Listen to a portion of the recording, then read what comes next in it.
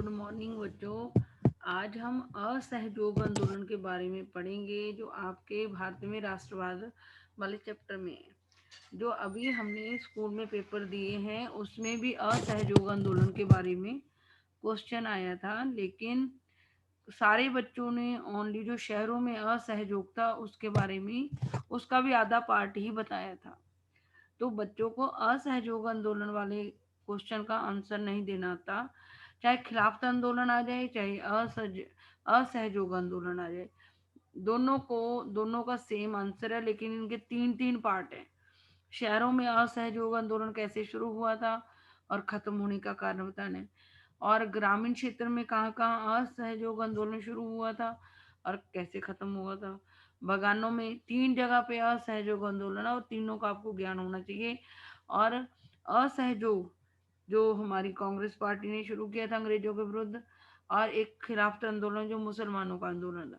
ये दोनों आंदोलन मिलके इकट्ठे चले थे, तो इनका भी हमें ज्ञान होना चाहिए भी कैसे मिले थे, क्यों मिलाए गए थे ये दोनों। मुसलमानों ने और हिंदुओं ने मिलके क्यों असहयोग और खिलाफत आंदोलन इकट्ठे क्यों चलाए थे, ये कारण भी पता होना चाहिए। असहयोग आंदोलन क्या कहकर गांधी जी ने शुरू किया था, इस चीज का भी हमें ज्ञान होना चाहिए। और इसका आंसर आप मतलब इसको ब्रीफ करना सीखो भी कैसे हम संक्षेप में पूरा असहयोग आंदोलन लिख सकते हैं ताकि हमारे मार्क्स ना कटें। तो पहला है, पढ़ते हैं। महात्मा गांधी को लगता था कि हिंदू मुसलमानों को एक दूसरे के नजदीक लाए बिना देशव्यापी कोई भी आंदोलन, मतलब उससे पहले असहयोग आंदोलन से पहले उन्होंने सत्याग्रह भी चलाए थे तीन, वो सफल हुए थे। गांधी जी ने 1915 में वो दक्षिण अफ्रीका से वापस आए थे गांधी जी। उसके बाद उन्होंने सत्याग्रह चलाए तीन, वो भी उनके सफल रहे। लेकिन रॉल्ट एक्ट जब चलाया उन्होंने, रॉल्ट एक्ट उनका पूरे देश में नहीं फैल पाया। कुछ ही कस्बों में, कस्बों ने शहरों तक ही फैला था, पूरे भारत में नहीं फैल पाया था। गांधी जी अंग्रेजों के विरुद्ध एक ऐसा आंदोलन चलाना चाहते थे जो पूरे भारत में फैले। तो जिस टाइम अंग्रेज इंडिया में रह रहे थे, जहाँ अंग्रेजों ने हमारे ऊपर कब्जा कर रखा था, और उस टाइम हमारे देश में आधे हिंदू थे आधे मुसलमान थे, मतलब हिंदुओं और मुसलमानों की संख्या तकरीबन एक जैसी ही थी। अगर और अंग्रेज से जो वो इन दोनों को तंग कर रहे थे, हिंदुओं को भी तंग कर रहे थे मुसलमानों को भी तंग कर रहे थे। तो ओनली अगर हिंदू अंग्रेजों का विरोध करें तो लगता है कि अंग्रेज चले जाएंगे। तो इसलिए गांधी जी ने चाहा कि जब पूरे भारत हिंदुओं और मुसलमानों से मिलकर बन चला है, तो अगर ये दोनों मिलके विरोध करेंगे अंग्रेजों का, तो ही भारत से अंग्रेजों को निकाला जा सकता है।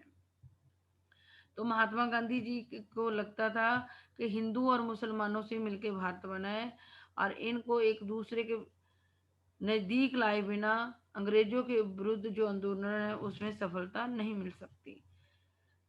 प्रथम विश्व युद्ध में ऑटोमन तुर्की, मतलब जो पहला विश्व युद्ध हुआ था उसमें ऑटोमन तुर्की की हार हो गई थी, जिसके कारण वहां के सम्राट पर सख्त संधि थोप के, जो ऑटोमन तुर्की का सम्राट था वो मुसलमानों का या इस्लाम धर्म का खलीफा था, यानी कि मुसलमानों के धर्म का वो कह लो मोडी था या नेता था, इस्लाम धर्म का नेता था वो।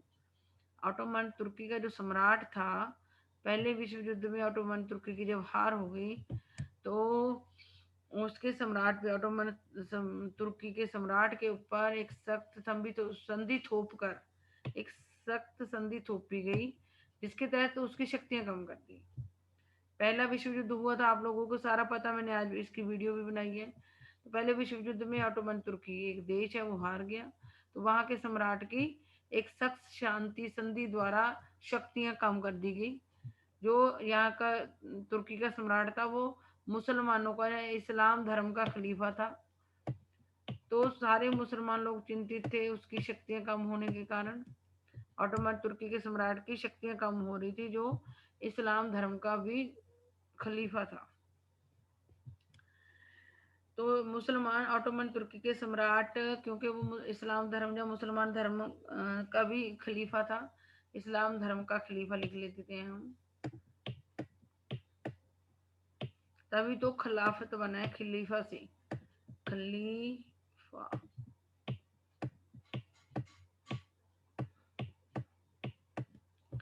गांधी जी कहते थे हिंदू मुसलमानों से मिलकर भारत बनाए, भारत से अंग्रेजों को निकालना तो हिंदू मुसलमानों को इकट्ठा पास लेकर आना पड़ेगा।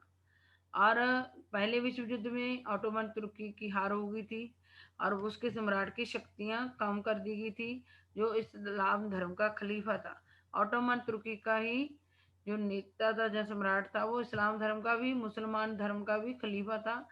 और मुसलमान लोग दुखी थे कि खलीफा की शक्तियां क्यों कम कर दी गई। वो उनकी शक्तियों को वापस पाना चाहते थे।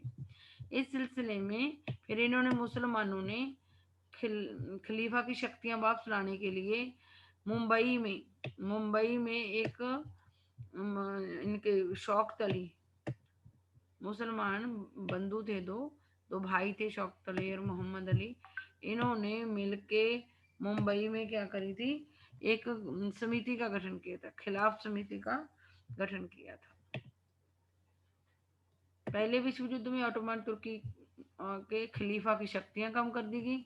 उन शक्तियों को वापस लाने के लिए मुंबई में खिलाफ समिति बनाई गई, शौकत अली और मोहम्मद अली ने बनाई। और फिर उन्होंने महात्मा गांधी के साथ इस मुद्दे पर बात की। मतलब मुसलमान भी चाहते थे कि हिंदू लोग उनका साथ दें खलीफा की शक्तियां वापस लाने में, और हमारे भारतीय हिंदू चाहते थे कि मुसलमान भारतीय हिंदुओं का साथ दें अंग्रेजों को देश से निकालने के लिए। महात्मा गांधी चाहते हिंदू मुस्लिम मुस्लिम एक साथ आए ताकि अंग्रेजों को देश से निकाला जा सके। और पहले विश्व युद्ध में ऑटोमन तुर्की के सम्राट, जो इस्लाम धर्म के खलीफा थे, उसकी शक्तियां कम कर दी गई थी। और मुसलमान लोग चिंतित थे कि खलीफा की शक्तियां वापस मिल जाएं। तो इसके लिए मुसलमानों ने मुंबई में खिलाफ समिति का गठन किया, जिसके नेता कौन थे, शौकत अली और मोहम्मद अली।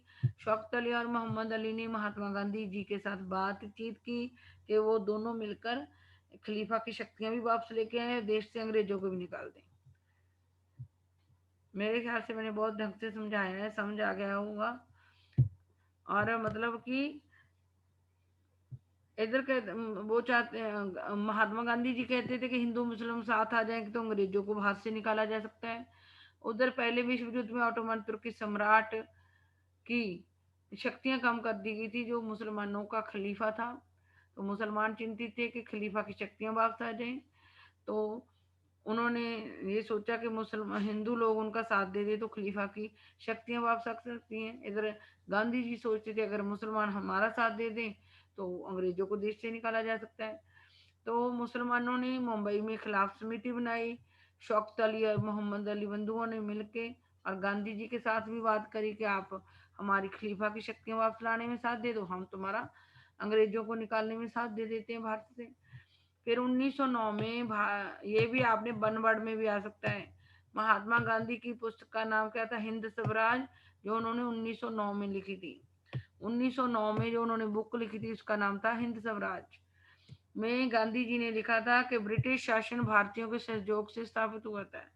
मतलब महात्मा गांधी जी ने 1909 में अपनी बुक हिंद स्वराज में कहा था कि ब्रिटिश शासन यानी कि अंग्रेजों का शासन, ब्रिटिश शासन अर्थात अंग्रेजों का शासन, भारतीय लोगों ने उनका साथ दिया है तो ही वो मतलब भारत में रह रही हैं। अगर भारतीय लोग उनका साथ देना बंद कर दें, यानी कि उनका सहयोग करना बंद कर दें, तो 1 साल में ही वो देश छोड़ के चले जाएंगे। फिर कहा था अगर भारतीयों ने सहयोग ना करें तो साल भर के भीतर ही उनका यह शासन ढह जाएगा, स्वराज मिल जाएगा। वो कहते थे अगर भारतीय लोगों के सहयोग से ही अंग्रेज भारत में वो हुए हैं, मतलब अपना शासन स्थापित कर पाए हैं। अगर भारतीय लोग, गांधी जी का सोचना था अंग्रेजों का साथ देना छोड़ दें तो 1 साल में ही उनका शासन समाप्त हो जाएगा, अंग्रेज भारत छोड़ के चले जाएंगे। दिसंबर 1920 में नागपुर में कांग्रेस के अधिवेशन में इस आंदोलन का सभी नेताओं ने अपनी सहमति जताई सहमति जताई दिसंबर 1920 में, मतलब 1920 में, पहले इन्होंने सितंबर में भी बात चली थी कांग्रेस के दो, ये आपके उसमें भी आएंगे। सितंबर 1920 में एक अधिवेशन हुआ था, सितंबर, कांग्रेस के दो अधिवेशन हुए थे। 1920 में हुआ था कलकत्ता अधिवेशन, ये याद रखना, जो पश्चिमी बंगाल की राजधानी है। 1920 में कलकत्ता अधिवेशन हुआ था। वहां पे भी गांधी जी ने बताया था कांग्रेस के नेताओं को कि हम मुसलमानों के साथ मिलकर वो करने जा रहे हैं, एक आंदोलन करने जा रहे हैं, असहयोग और खिलाफत आंदोलन। लेकिन और सितंबर 1920 से लेकर दिसंबर 1920 तक जो कांग्रेस के नेता थे उनमें मतलब खींचतान चलती रही। तो और 3 महीनों के अंदर उनमें सहमति बन गई कि हाँ भाई खिलाफत और असहयोग आंदोलन इकट्ठे चलेंगे। दो अधिवेशन आए थे, पेपर में भी मैप में भी फिल करना आएगा। कलकत्ता अधिवेशन सितंबर 1920 में, 1920 के सितंबर 9वें महीने में कलकत्ता अधिवेशन हुआ था कांग्रेस का, और दिसंबर 1920 में नागपुर अधिवेशन हुआ था। ये आपके नागपुर आपको पता है उसमें महाराष्ट्र में, और ये उसमें पश्चिमी बंगाल में है। तो सितंबर से दिसंबर 3 महीने लग गए थे कांग्रेस के नेताओं में सहमति बनने के में कि मुसलमान और हिंदू मिलकर असहयोग खिलाफ आंदोलन चलाएंगे। और फिर ये आंदोलन शुरू कब हुआ, ये डेट भी याद करनी है, वन वर्ड में आ सकता है। इसमें 3 वन वर्ड बनने हैं आपके। एक उनकी बुक का नाम हिंद स्वराज 1909 में लिखी थी, आ सकता है महात्मा गांधी जी की बुक का। और दो आपके मैप के क्वेश्चन आ गए, सितंबर 1920 में कलकत्ता अधिवेशन, दिसंबर 1920 में नागपुर अधिवेशन, ये मुंबई में है और ये पश्चिम बंगाल की राजधानी है। और एक के असहयोग आ सकता है, असहयोग आंदोलन कब शुरू हुआ था, जब दिसंबर में सहमति बनी है, तो अगले महीने दिसंबर के अगले महीने यानी कि जनवरी में, और साल भी बदल गया होगा 1921 में, दिसंबर से जनवरी आ गया और 1920 से 1921 आ गया। तो 3 महीनों में सितंबर, अक्टूबर, नवंबर, दिसंबर 3 महीने लग गए ये बात मानने के कि हिंदू मुसलमान इकट्ठे होके असहयोग खिलाफ आंदोलन चलाएंगे।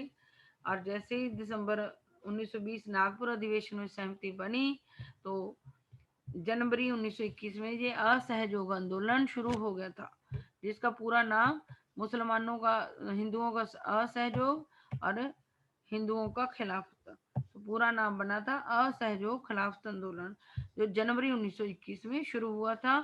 और ये चीजें जो मैं बताती जाती हूँ ये कॉपी में नोट डाउन करते जाना। अब शहरों, ये 3 जगह चला था जी असहयोग आंदोलन, 3 जगह चला था।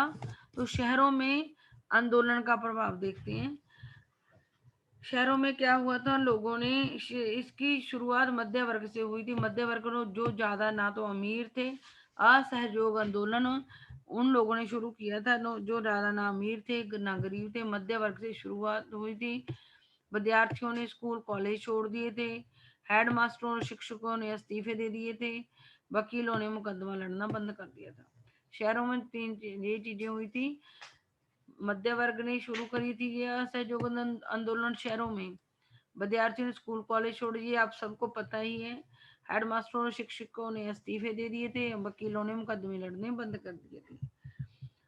और ये सामाजिक प्रभाव है, समाज में क्या हुआ था इसके विरुद्ध। जो विदेशों से कपड़ा वगैरह आता था, विदेशी सामान आता था, जैसे हमने चाइना का बंद किया, वैसे ही अंग्रेजों का सामान भी हमने इस्तेमाल करना बंद कर दिया था, विदेशी सामान का बहिष्कार कर दिया। मतलब कि अंग्रेजों का जो सामान आता था उसका उसका इस्तेमाल करना हमने बंद कर दिया था। शराब की दुकानों की पिकटिंग की गई, बंद कर दी गई। शराब भी अंग्रेज लोग ही भारत में लेकर आए थे, और उसका भी हमने विरोध किया, उसको भी बंद करने की कोशिश की। शराब की दुकानों की पिकेटिंग की, विदेशी कपड़ों को भारी मात्रा में जला दिया, और जो अंग्रेज कपड़ा लेके आते थे भारत को में वो भी जला दिया। मतलब उनका कोई भी सामान, ये कह दिया गया जैसे अब चाइना का, हमने चाइना के सामान का विरोध किया, वैसे ही हमने अंग्रेजों के सामान का भी विरोध किया था। विदेशी सामान खरीदना हमने बंद कर दिया था, कपड़े को, विदेशी कपड़े को जला दिया था। शराब भी बाहर से आई थी, अंग्रेजों की बनाई हुई थी, वो भी हमने बंद करवा दी थी दुकानें। हमने ये सारे काम तो कर लिए। लेकिन इससे पहले हमने ये नहीं सोचा कि जिन कामों को अंग्रेजों को हम करना छोड़ रहे हैं, क्योंकि पैसे के बिना तो जिंदगी चलती नहीं है। तो विद्यार्थियों ने जब स्कूल कॉलेज छोड़े थे, उन्होंने ये नहीं छोड़ा था कि अगर हम अंग्रेजों के स्कूल कॉलेज छोड़ देंगे तो फिर हम पढ़ेंगे कहाँ पे जाके। भारत के तो वैसे स्कूल कॉलेज नहीं थे, तो इसलिए छोड़ते वक्त तो इन लोगों ने नहीं सोचा कि छोड़ने के बाद जाएंगे कहाँ पे। वो जो काम वो करते हैं फिर और कहाँ जाके करेंगे। अगर ये चीज सोच ली होती तो हो सकता है असहयोग आंदोलन शुरू ही ना होता। तो पहले तो बच्चों ने स्कूल कॉलेज छोड़ दिए, लेकिन छोड़ने के बाद जब उनको दिक्कत आई कि अब कहाँ पढ़ें, तो हमारे भारतीय के स्कूल कॉलेज नहीं बने थे, अंग्रेजों के स्कूल कॉलेज बने हुए थे, भारत के नहीं बने थे। इसलिए बच्चों को दोबारा स्कूल जाना पड़ा। हेडमास्टर और शिक्षक कितनी देर नौकरी छोड़ के रह सकते हैं। अगर इन्होंने छोड़ी थी तो पहले देखना था कि भारत में वैसे संस्थान हैं जिनमें वो नौकरी कर सकते हैं। तो ऐसा उन्होंने सोचा नहीं था। लेकिन पैसे के बिना जिंदगी नहीं चलती, तो इनको मजबूर होकर फिर अंग्रेजों के स्कूलों में नौकरी करनी पड़ी थी, हेडमास्टरों और शिक्षकों को। वकीलों को भी वापस अदालतों में जाना पड़ा था, क्योंकि भारत की अदालतें भी अभी तक उस टाइम नहीं बनी थी। और विदेशी सामान का बहिष्कार। अगर भारत के लोगों ने विदेशी कपड़ा पहनना, जो सस्ता था, भारत के खादी से सस्ता था, तो जो भारत के गरीब लोग थे वो उस महंगे खादी को नहीं खरीद सकते थे, भारतीय खादी को। क्योंकि जो हाथ से चीज बनती है उसमें समय ज्यादा लगता है, मेहनत ज्यादा लगती है, जिसके कारण खादी महंगी थी। लेकिन मुसल जो अंग्रेजों ने विदेशी कपड़ा बनाया था वो मशीनों से जल्दी बनने के कारण सस्ता था। तो भारत के लोग ज्यादा देर विदेशी कपड़े का बहिष्कार नहीं कर पाए, और उन्होंने फिर दोबारा से अंग्रेजों का बना कपड़ा पहनना शुरू कर दिया था, जिसके कारण शहरों में ये आंदोलन धीमा पड़ गया था। धीमा पड़ने के कारण मैंने आपको बता दिए हैं कि जिन लोगों ने नौकरियां छोड़ी थी अंग्रेजों का असहयोग करने के लिए, उन्होंने पहले ये नहीं सोचा था कि नौकरियों को छोड़ने के बाद भारत के अंदर ऐसे संस्थान है जहाँ पे वो नौकरियां करेंगे। तो लेकिन जब उनको समझ आई तो वो फिर वापस चले गए थे अपनी नौकरियों पे, जिसके कारण भारत के अंदर वैसे संस्थान ना होना, जो अंग्रेजों ने संस्थान बना रखे थे जहाँ पे पहले भारतीय लोग नौकरी करते थे, जिसके कारण भारत में जो ये असहयोग आंदोलन चला था शहरों में धीमा पड़ गया था। ये सारी चीजें मैंने बता दी। आंदोलन की सफलता के लिए वैकल्पिक भारतीय संस्थानों की स्थापना। अगर हमारे आंदोलनकर्ताओं ने टीचरों की नौकरी छड़वाई, टीचर्स की नौकरी छड़वाई, विद्यार्थियों को स्कूलों और कॉलेजों से निकाला था, तो उससे पहले उन्होंने वैसे स्कूल कॉलेज भारत के भी बनवाने थे, ताकि वो बच्चे वहाँ पे स्कूल कॉलेजों में पढ़ सकें और टीचर वहाँ पे नौकरी कर सकें। लेकिन ऐसा नहीं था, भारत के वैसे संस्थान नहीं थे जैसे अंग्रेजों के थे, इसलिए ये वाला असहयोग आंदोलन धीमा पड़ गया।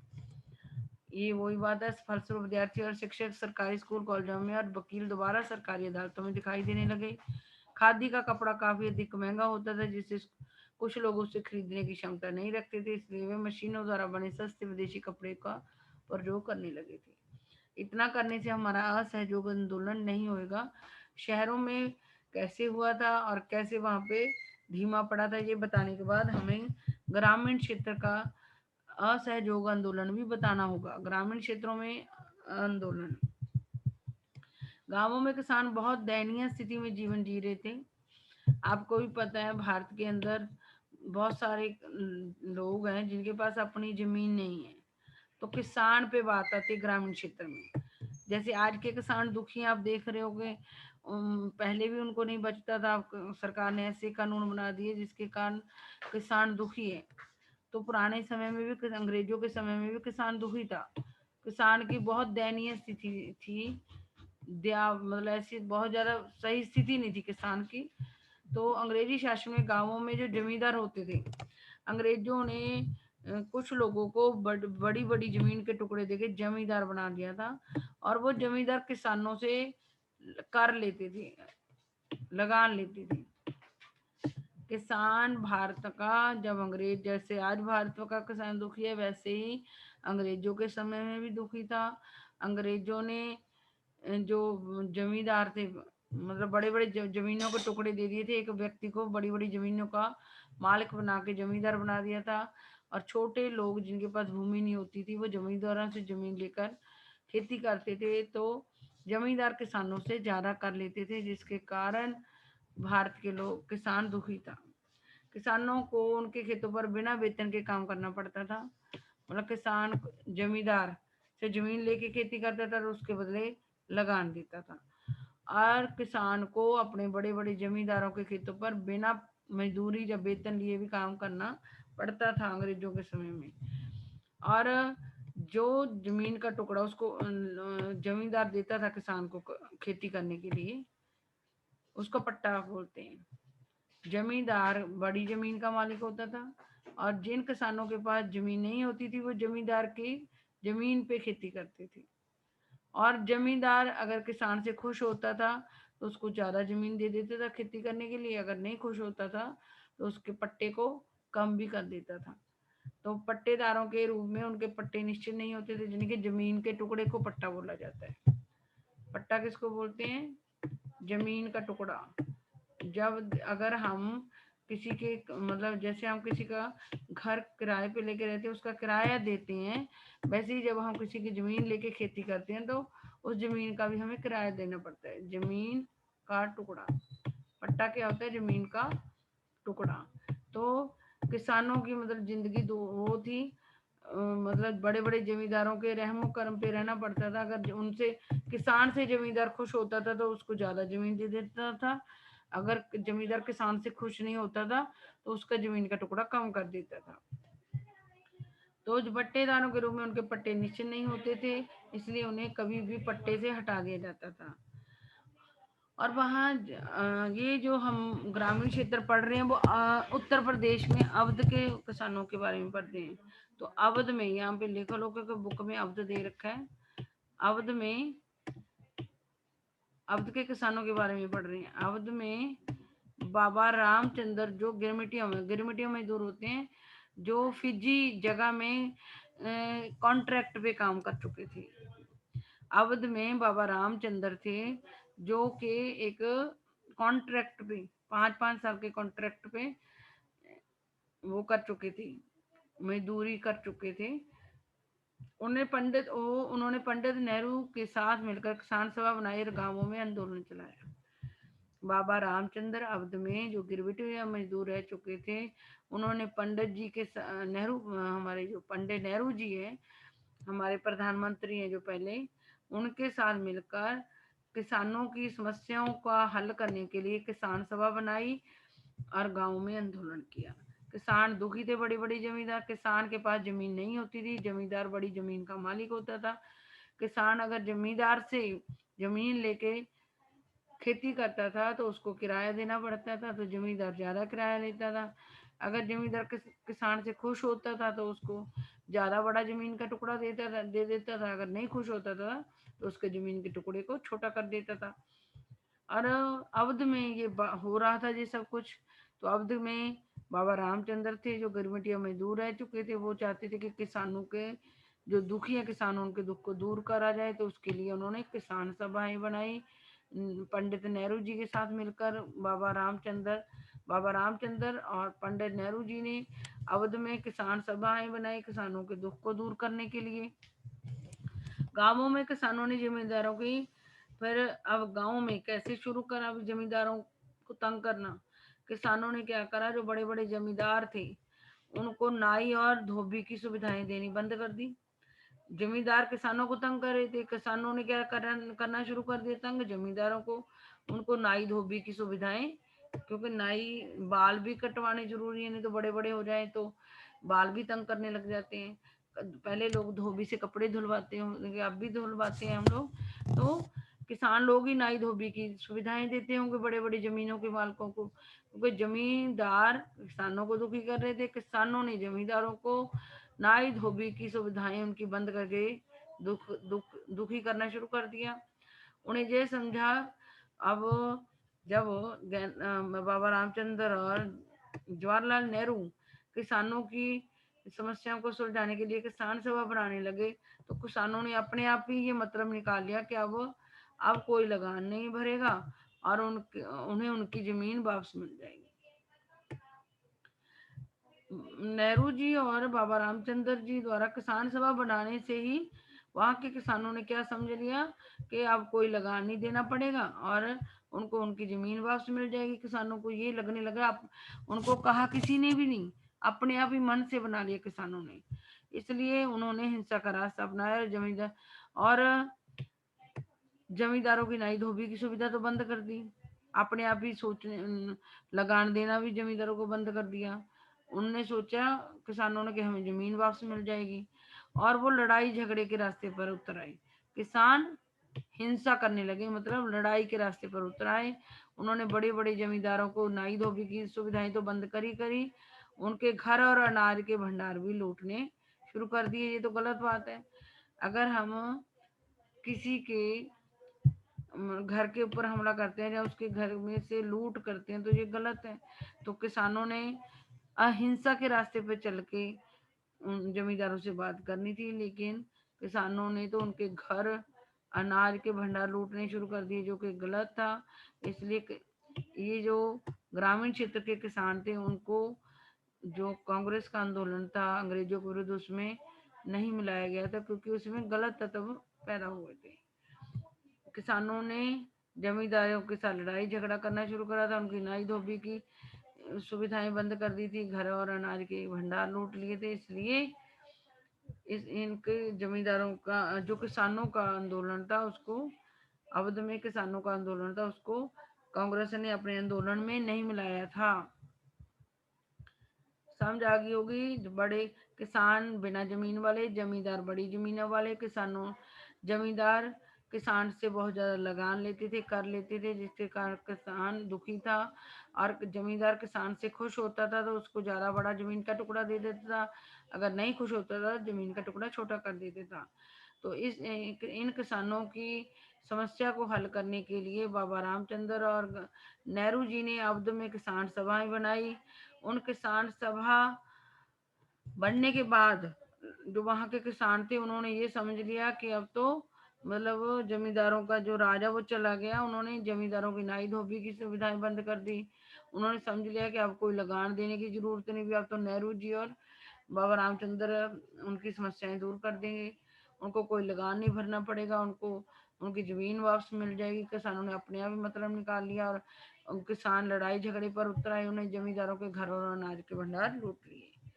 तो ये हमारा ग्रामीण क्षेत्र का वो था, क्योंकि वहां लड़ाई झगड़ा होने लगा तो गांधी जी इनको, आपको भी पता, जहाँ पे हिंसा होती है गांधी जी उन लोगों को आंदोलन में नहीं जोड़ते थे।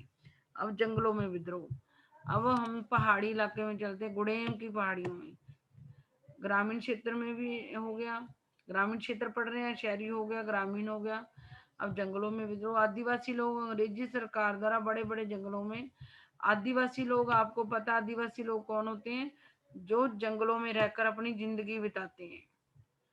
तो क्या अंग्रेजों ने क्या करा था, अंग्रेजी सरकार ने, आदिवासियों का घर था जंगल, लेकिन इन्होंने अंग्रेजों ने आदिवासियों को बाहर निकाल दिया जंगलों से। आदिवासी कहाँ रहते थे?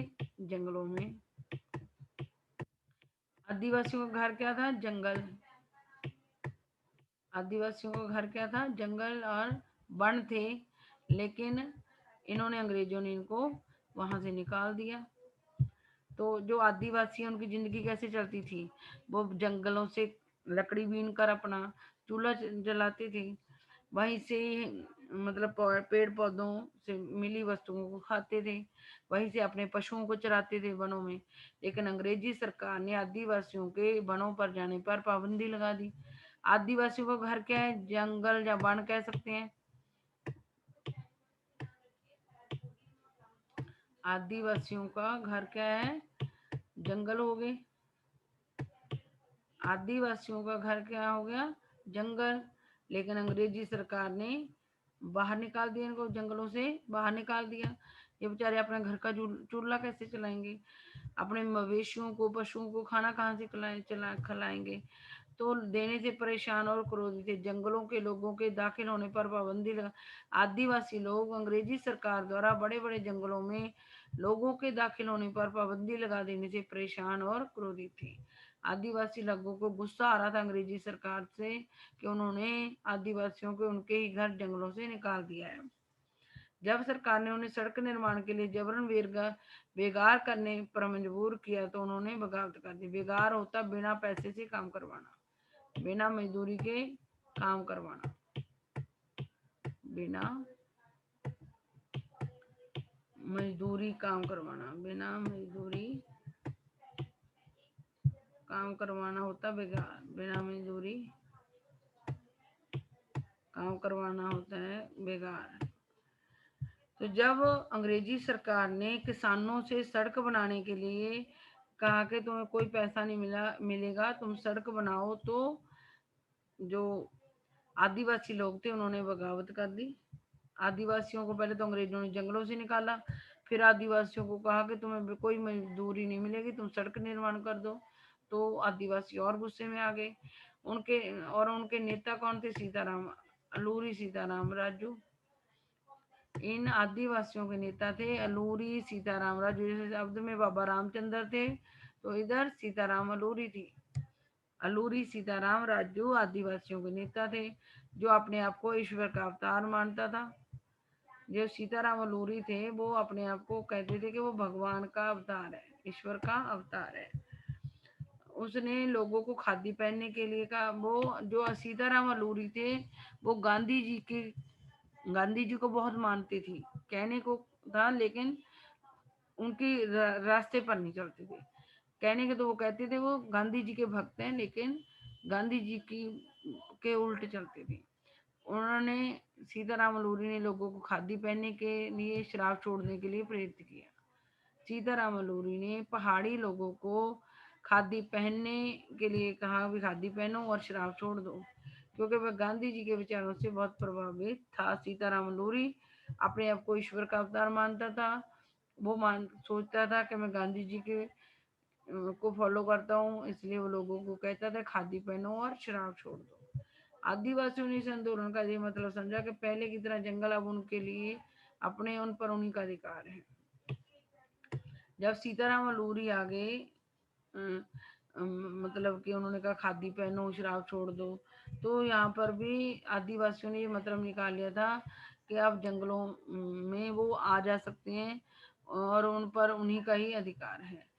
उसके नेतृत्व में आंध्र प्रदेश की गुड़ेम पहाड़ियों के गुड़ेम विद्रोहियों ने पुलिस थानों पर, और आंध्र प्रदेश की गुड़ेम पहाड़ियों में जो आदिवासी थे, उन्होंने गुड़ेम विद्रोहियों ने जो आंध्र प्रदेश की गुड़ेम पहाड़ियों में गुड़ेम विद्रोहियों ने पुलिस थानों पर हमले कर दिए। अंग्रेजों की पुलिस थानों पर हमले कर दिए। ब्रिटिश अफसरों को मारने का प्रयास किया, यानी कि अंग्रेज अफसरों को मारने का अवसर किया एवं गुरिल्ला युद्ध चलाया। 1924 में अलूरी सीताराम राजू को फांसी दे दी गई थी। समझा कि बच्चों, ग्रामीण क्षेत्र में तो किसानों की प्रॉब्लम थी।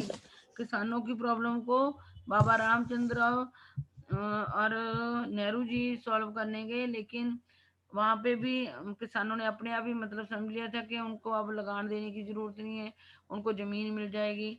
उन्होंने किसानों ने जमींदारों पर हमले कर दिए थे, घर और अनाज लूट लिया था। और जो आदिवासी थे, जंगलों में जो विद्रोह हुआ था, आदिवासियों का घर जंगल था और अंग्रेजी सरकार ने आदिवासियों को उनके घर से जंगल से निकाल दिया था, जिसके कारण आदिवासी लोग दुखी थे, क्योंकि आदिवासियों को जंगल से ही अपना घर, आदिवासियों का घर जंगल से ही चलता था। तो जब अंग्रेजों ने आदिवासियों से बिना पैसे दिए सड़क बनवाने के लिए कहा, तो आदिवासी और गुस्से में आ गए। और आदिवासियों का नेता था लोरी सीताराम राजू, जो अपने आप को भगवान मानता था। वो लोगों को कहता था खादी पहनो और शराब छोड़ दो, क्योंकि वो अपने आप को गांधी जी का वो समझता था, अनुयायी समझता था, जो भक्त समझता था।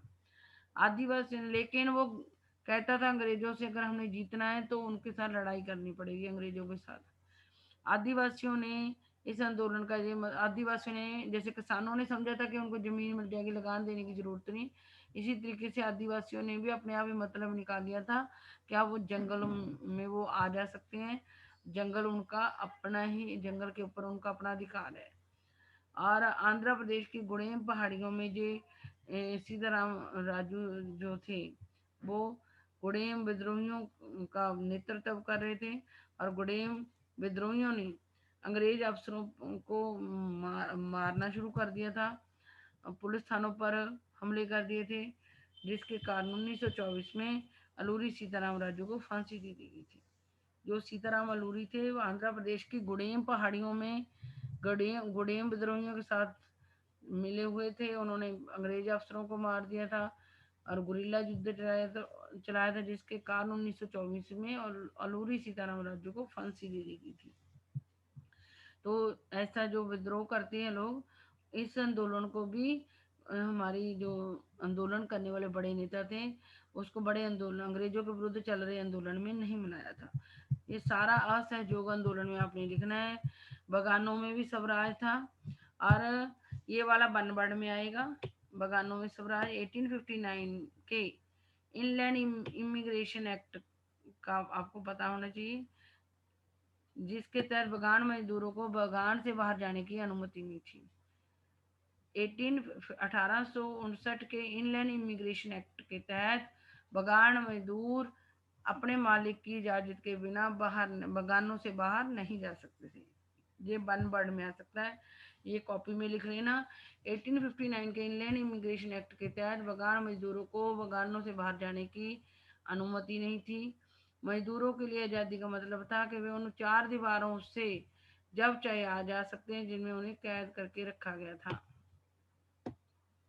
मजदूरों के लिए जो बगानों में काम करने वाले मजदूर थे, उनके लिए आज़ादी का मतलब था कि बगानों से जब चाहे वो बाहर आ जा सकते, अपने घर भी कैद, जिनमें उन्हें कैद कर रखा था। मतलब बगान इस 1859 के इनलैंड इमिग्रेशन एक्ट के तहत वो बगानों को छोड़कर नहीं जा सकते थे।